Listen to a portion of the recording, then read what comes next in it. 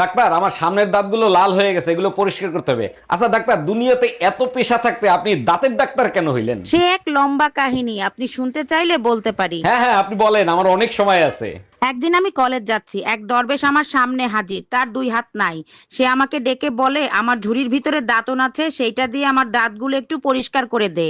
শুনে তো আমার মেজাজ গেল খারাপ হয়ে। বললাম, আপনার সাহস তো মন্দ না, আমাকে দিয়ে আপনার নোংরা দাঁত পরিষ্কার করাবেন? এই কথা শুনে দরবেশ বাবা বলল, আমি তোকে অভিশাপ দিলাম, সারা জীবন মানুষের নোংরা দাঁত পরিষ্কার করে খাবি।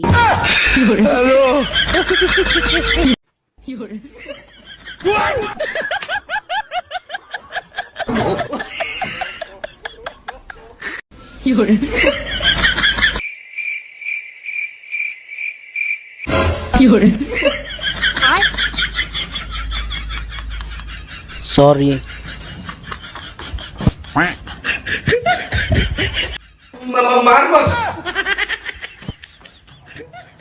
একটা ডিম বাজি বউয়ের জন্য, পেঁয়াজ দিলাম, কাঁচা মরিচ দিলাম, লবণ দিলাম সামান্য। একটা ডিম বাজি বউয়ের জন্য।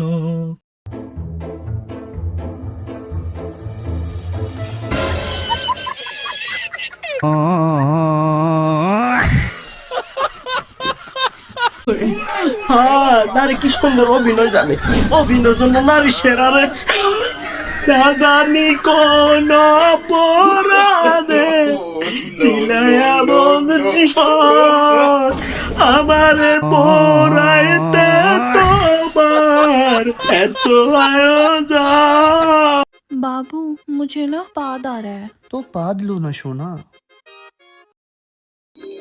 देखो गुलाब की खुशबू यहाँ तक आ रही है। मेरा बाबू। हाय हाय इतना सुकून।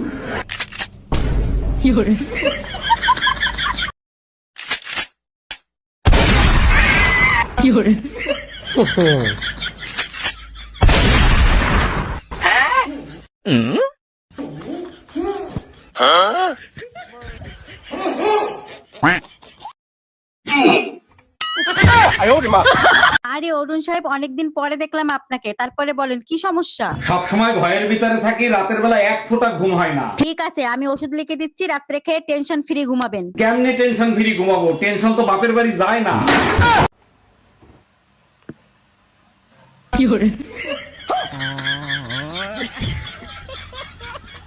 আমি ইনকাম ট্যাক্স অফিসার। আপনি খাতায় দেখাছেন 25 লাখ টাকা জিলাপি আপনি কুত্তা রেখা হয়েছেন, এইটা আমি হজম করতে পারলাম না। আপনার কাছে কোনো প্রমাণ আছে? দেখেন, প্রমাণ তো নাই, তবে আপনি চাইলে কিছু লেনদেন করে ঝামেলাটা এখানেই মিটাতে পারেন। ঠিক আছে, তাইলে 2 লাখ টাকা দেন, ঝামেলা আমি মিঠাই দিচ্ছি। মফিজ, ম্যাডাম রে 2 লাখ টাকা দাও, আর খাতায় লিখে রাখো কুত্তায় আরো 2 লাখ টাকার জিলাপি খাইছে।